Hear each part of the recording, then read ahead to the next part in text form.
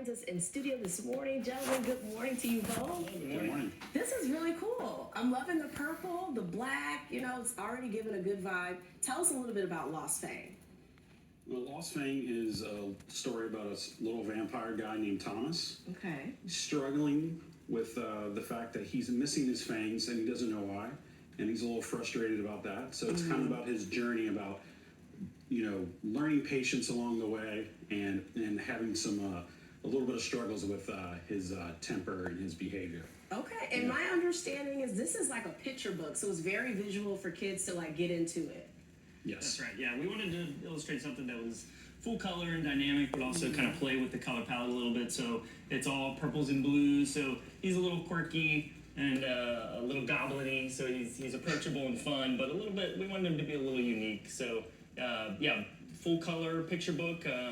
Nice, cool purples, Halloween kind of creepy palette. It. So what went into illustrating the book? I mean, because you guys took you took your time. It's very creative.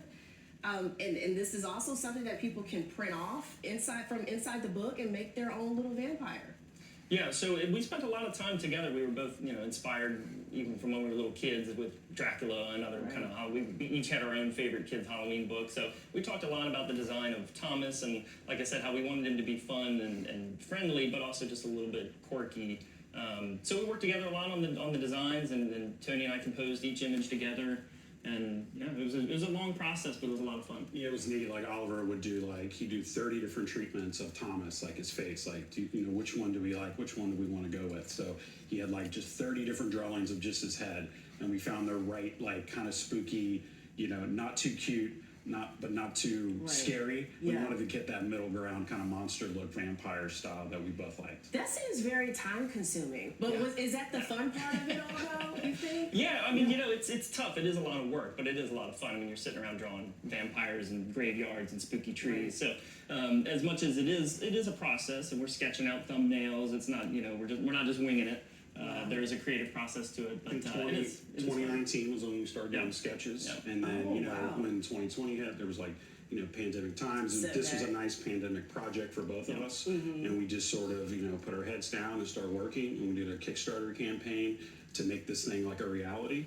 So through friends and family and people who are into spooky materials, they really helped us out. So it's nice that we're able to have now we have inventory to sell to anyone who's interested. Tony, what was going through your mind when you said, I'm going to create this Lost Fang book?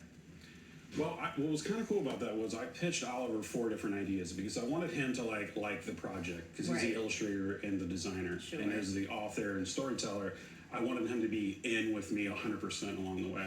So what was kind of cool was, I knew his taste, so I kind of figured the vampire Lost Fang version of this book would be right up his alley, which pretty much you were like, this is the one I like. Let's go with this one. Okay, and how can people find the book?